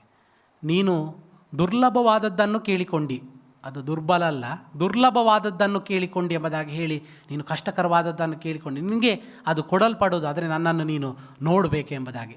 ರಥಾಶ್ವಗಳೊಡನೆ ಆತನ ಹಾತು ಹೋಗುವಾಗ ಆತನನ್ನು ನೋಡ್ತಾನೆ. ಸ್ವರ್ಗಾರೋಹಣವಾಗುವಾಗ ಆತನು ಕೂಡ ಎಲೀಷನು ಎಲಿಯನನ್ನು ನೋಡ್ತಾನೆ. ಕಡೆಗೆ ಆತನಿಗೆ ಕಂಬಳಿ ದೊರಕ್ತದೆ. ಕಂಬಳಿ ಅದು ದೇವರು ಕೊಟ್ಟಂಥ ಎಲ್ಲ ಆಶೀರ್ವಾದದ ಶಕ್ತಿಗೆ ಮತ್ತು ಶಿಷ್ಯತ್ವಕ್ಕೆ ಅದು ಸೂಚನೆಯಾಗಿದೆ.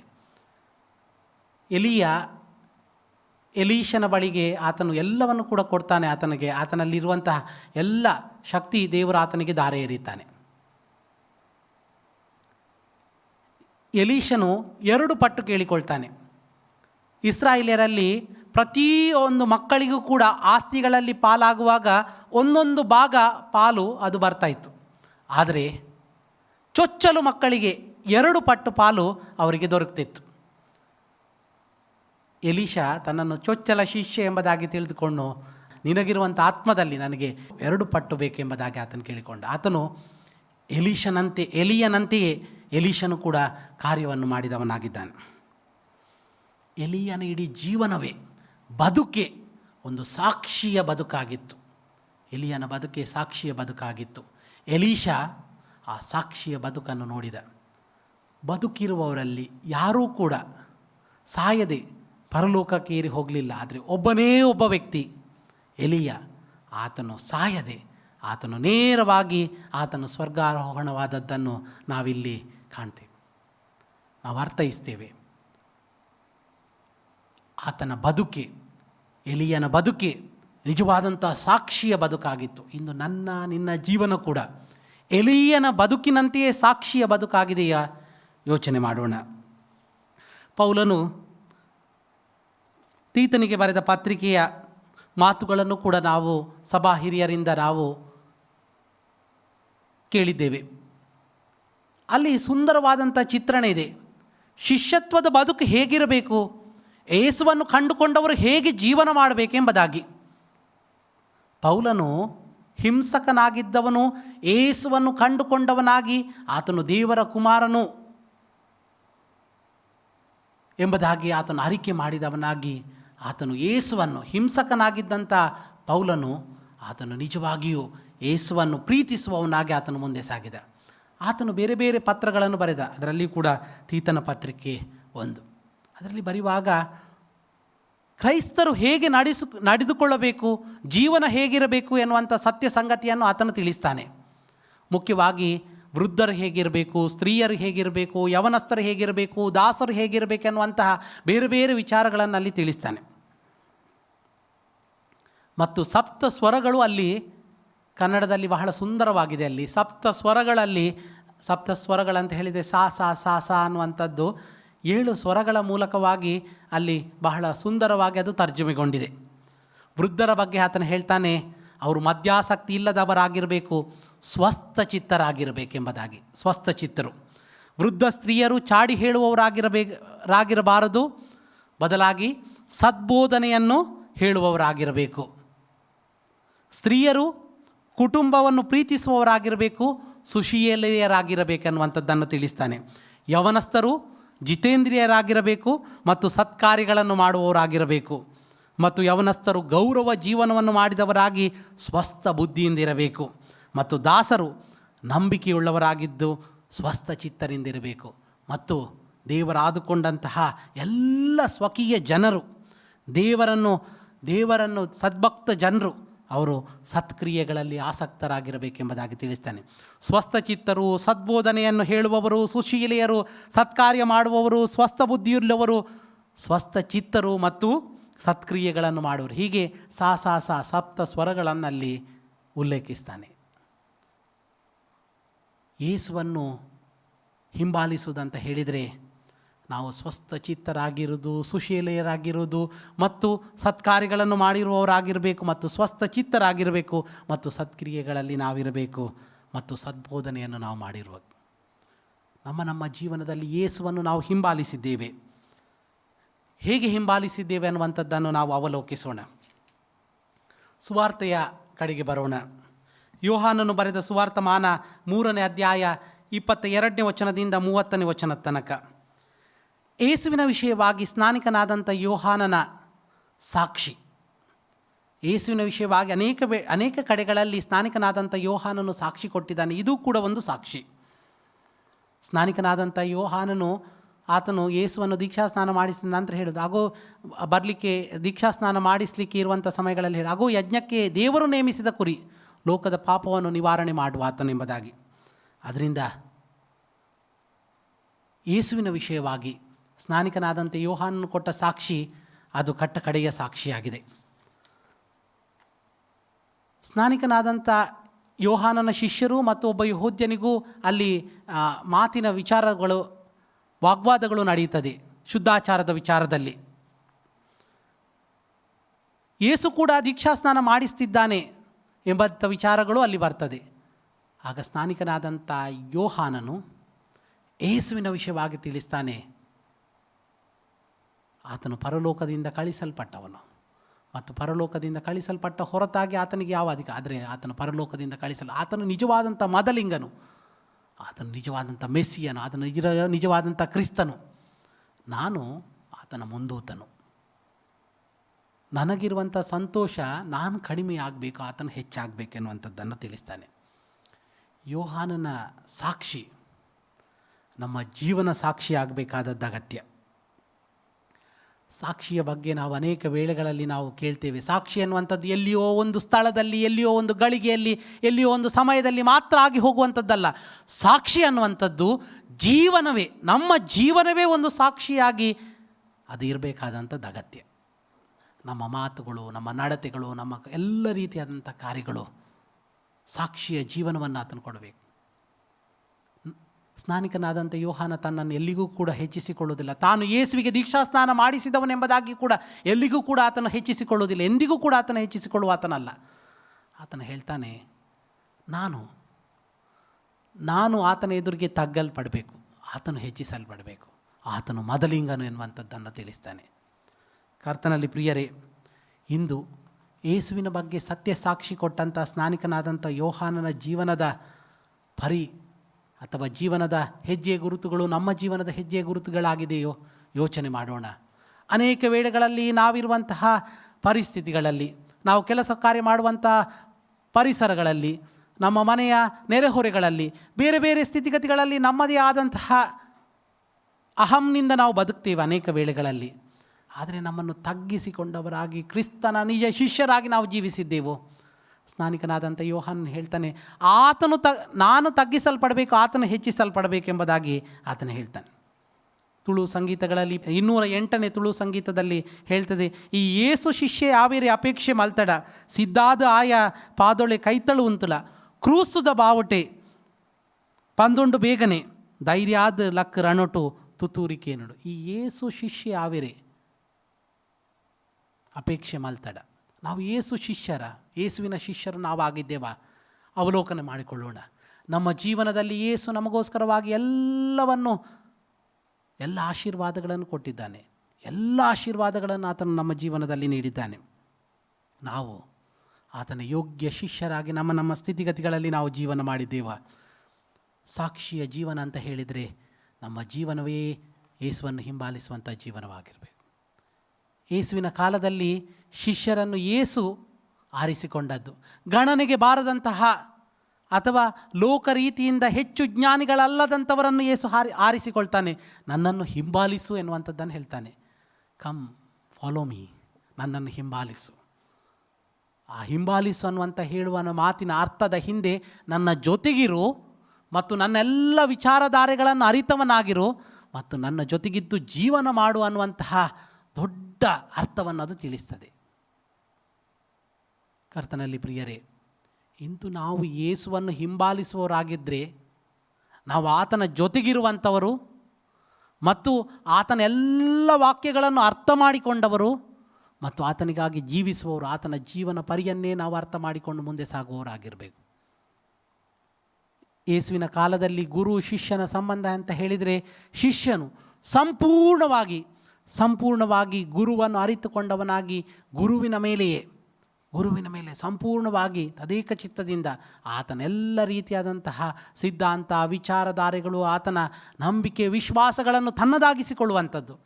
ಇಂದು ನಾವು ಯೇಸುವಿನ ಶಿಷ್ಯರಾಗಿರುವುದಾದರೆ ನಾವು ಕೇವಲ ಸಿದ್ಧಾಂತ ಸಂಪ್ರದಾಯಗಳು ಮಾತ್ರ ಅಲ್ಲ, ವಿಶ್ವಾಸ ನಂಬಿಕೆಗಳು ಯೇಸುವಿನ ಜೊತೆಗಿದ್ದುಕೊಂಡು ನಾವು ಆತನನ್ನು ಹಿಂಬಾಲಿಸಲಿಕ್ಕೆ ಸಿದ್ಧರಾಗಿದ್ದೇವಾ? ಅನೇಕ ಕಷ್ಟ ಇಕ್ಕಟ ಸಂಕಟಗಳು ಬಂದಾಗ ನಾವು ಹೇಳುವಂಥದ್ದಿದೆ, ನನಗೆ ಬೇಡ, ನನಗಾಗುವುದಿಲ್ಲ, ನನಗಿದು ಬೇಡ ಅನ್ನುವಂಥದ್ದು. ನಾವು ಹಿಂದೆ ಹೋಗ್ತೇವೆ ಅನೇಕ ವೇಳೆಗಳಲ್ಲಿ. ಆದರೆ ಧೈರ್ಯವಾಗಿ ನಿಂತು ಸಂಗೀತಗಾರ ಹೇಳುವಂತೆ, ಈ ಏಸು ಶಿಷ್ಯ ಆವಿರೆ ಅಪೇಕ್ಷೆ ಮಲ್ತಡ ಸಿದ್ಧಾದ ಆಯ ಪಾದೊಳೆ ಕೈತಳು ಉಂತುಳ. ಯೇಸುವಿನ ಪಾದದ ಬಳಿಯಲ್ಲಿ ನಾವು ಗಟ್ಟಿಯಾಗಿ ನಿಲ್ಲುವಂಥದ್ದು ಅಗತ್ಯ. ಕಷ್ಟ ಸುಖಗಳಲ್ಲಿ ಇಕ್ಕಟ್ಟುಗಳಲ್ಲಿ ಎಲ್ಲ ಸ್ಥಿತಿಗತಿಗಳಲ್ಲಿ ನಮ್ಮನ್ನು ನಡೆಸ್ತಾನೆ, ನಮ್ಮನ್ನು ಪರಿಪಾಲಿಸ್ತಾನೆ. ಆತನು ಹೋದಂಥ ಶ್ರಮ ಮಾರ್ಗವು ನಾವು ಕೂಡ ಆ ಶ್ರಮ ಮಾರ್ಗದಲ್ಲಿ ಪ್ರತಿನಿತ್ಯ ಪ್ರತಿಗಳಿಗೆಯಲ್ಲಿ ಹೋಗುವಂಥದ್ದು ಅಗತ್ಯ. ನಮ್ಮೆಲ್ಲ ಸಂದಿಗ್ಧ ಸ್ಥಿತಿಯಲ್ಲಿಯೂ ದೇವರು ನಮಗೆ ಕೃಪೆ ಬಲಗಳನ್ನು ಕೊಟ್ಟು ಪ್ರತಿನಿತ್ಯ ಪ್ರತಿಗಳಿಗೆಯಲ್ಲಿ ನಮ್ಮನ್ನು ಮುನ್ನಡೆಸಲಿ. ಶಿಷ್ಯತ್ವ ಸಾಕ್ಷಿಯ ಕಡೆಗೆ ನಡೆಯಬೇಕು. ಆ ಸಾಕ್ಷಿ ನಿಜವಾಗಿ ನಿಲ್ಲುವಂಥದ್ದಾಗಿರಬೇಕು. ಎಲಿಯನ ಜೀವನ ಅದು ಜೀವನವೇ ಸಾಕ್ಷಿಯ ಜೀವನವಾಗಿತ್ತು. ಪೌಲನು ತೀತನಿಗೆ ಬರೆದ ಪತ್ರಿಕೆಯಲ್ಲಿ ಆ ಸಪ್ತ ಸ್ವರಗಳು ಅಥವಾ ಬೇರೆ ಬೇರೆ ರೀತಿಯಾದಂಥ ವಿಚಾರಗಳು ಯೇಸುವನ್ನು ನಿಜವಾಗಿ ಅನುಸರಿಸಲಿಕ್ಕೆ ನಮಗೆ ದಾರಿ ಮಾಡಿಕೊಡ್ತದೆ. ಸ್ನಾನಿಕನಾದಂಥ ಯೋಹಾನನ ಸಾಕ್ಷಿಯು ಯೇಸುವನ್ನು ಹೆಚ್ಚಿಸಿದವನಾಗಿ, ತನ್ನನ್ನು ತಗ್ಗಿಸಿಕೊಂಡವನಾಗಿ, ಯಥಾರ್ಥ ರೀತಿಯಾದಂತಹ ಮುಂದೂತನಾಗಿದ್ದುಕೊಂಡು, ರಾಯಭಾರಿಯಾಗಿದ್ದುಕೊಂಡು ಆತನ ಕೆಲಸ ಮಾಡಿದ್ದಾನೆ. ನಿನ್ನ ಜೀವನದಲ್ಲಿ ನಾವು ಯಥಾರ್ಥವಾಗಿ ನಮ್ಮನ್ನು ತಗ್ಗಿಸಿಕೊಳ್ಳೋಣ.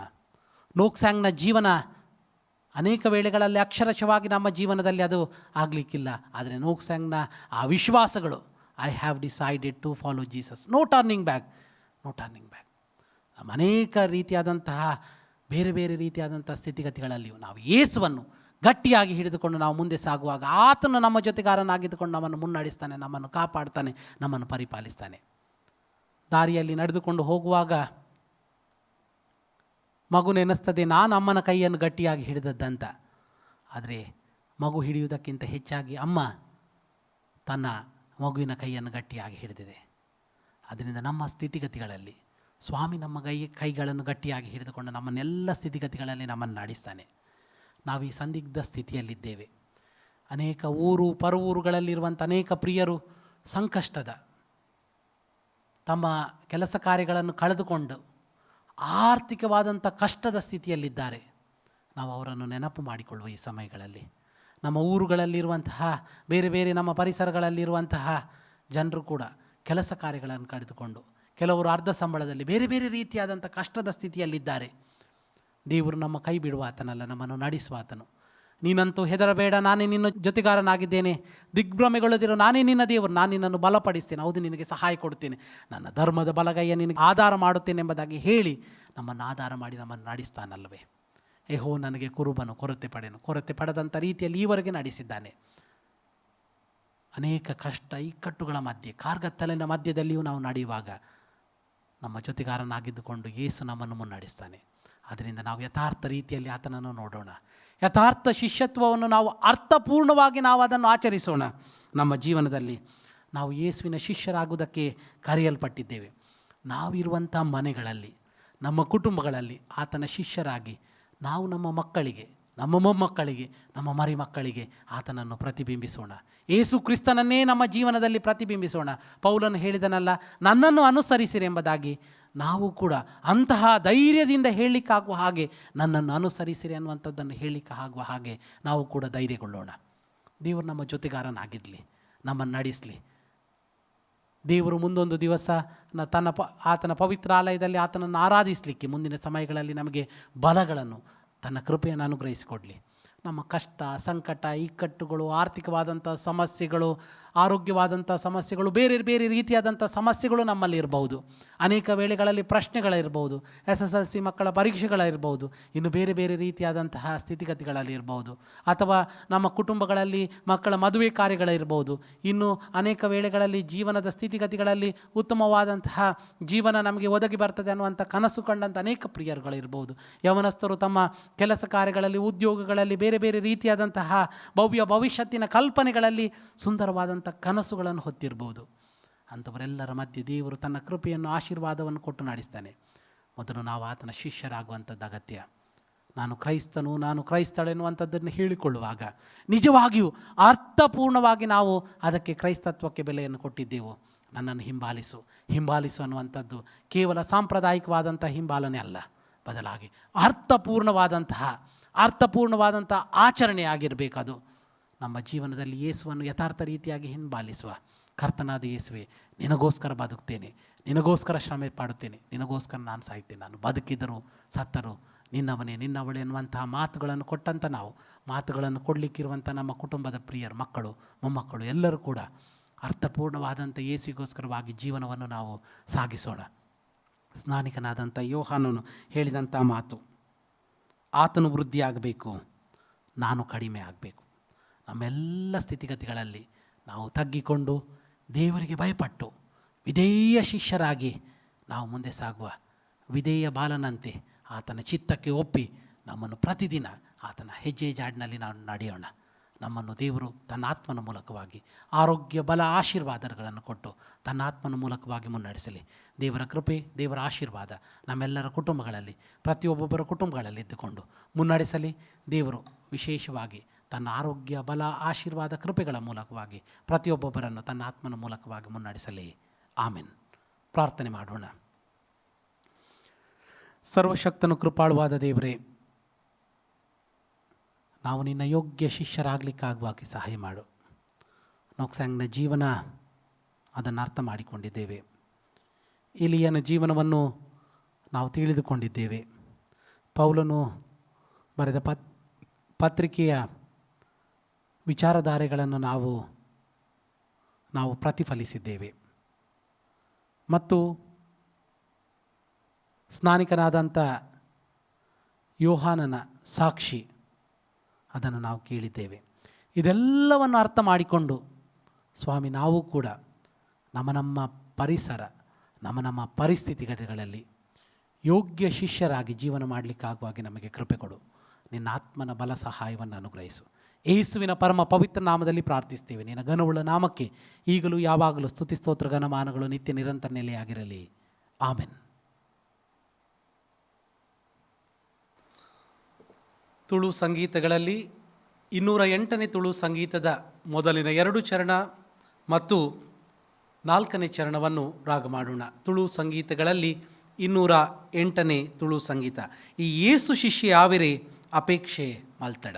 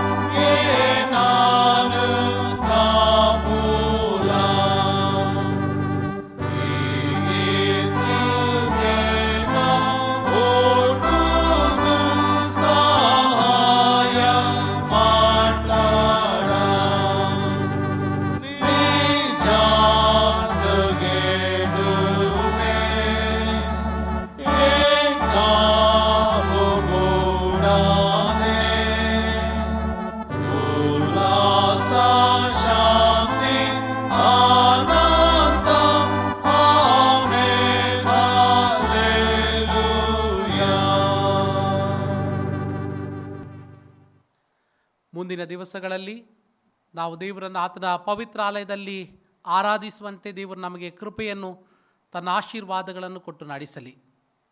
ನಾವೀಗ ಒಟ್ಟಾಗಿ ಕರ್ತನು ತಾನೇ ಕಲಿಸಿದ ಪ್ರಾರ್ಥನೆಯನ್ನು ಆರೈಕೆ ಮಾಡೋಣ. ಪರಲೋಕದಲ್ಲಿರುವ ನಮ್ಮ ತಂದೆಯೇ, ನಿನ್ನ ನಾಮವು ಪರಿಶುದ್ಧವೆಂದು ಎಣಿಸಲ್ಪಡಲಿ.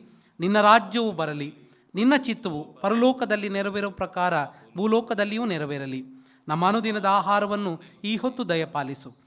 ನಮಗೆ ತಪ್ಪು ಮಾಡಿದವರನ್ನು ನಾವು ಕ್ಷಮಿಸಿದಂತೆ ನಮ್ಮ ತಪ್ಪುಗಳನ್ನು ಕ್ಷಮಿಸು. ನಮ್ಮನ್ನು ಶೋಧನೆಗಳಿಗೆ ಸೇರಿಸದೆ ಕೇಡಿನಿಂದ ನಮ್ಮನ್ನು ತಪ್ಪಿಸು. ಯಾಕಂದರೆ ರಾಜ್ಯವು, ಬಲವು, ಮಹಿಮೆಯು ಸದಾಕಾಲವು ನಿನ್ನವೇ. ಆಮೆನ್. ವಿಶ್ವಾಸದಿಂದ ಪ್ರಭುವಿನ ಆಶೀರ್ವಚನಗಳನ್ನು ಹೊಂದಿಕೊಳ್ಳಿರಿ. ಶಾಂತಿದಾಯಕನಾದ ದೇವರು ತಾನೇ ನಿಮ್ಮನ್ನು ಪರಿಪೂರ್ಣವಾಗಿ ಪವಿತ್ರ ಮಾಡಲಿ.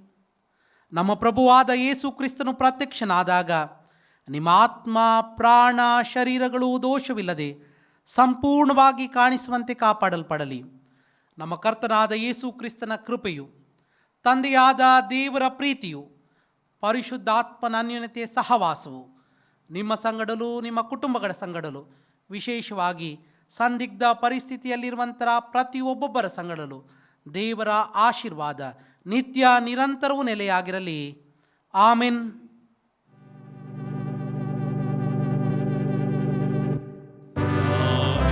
Praise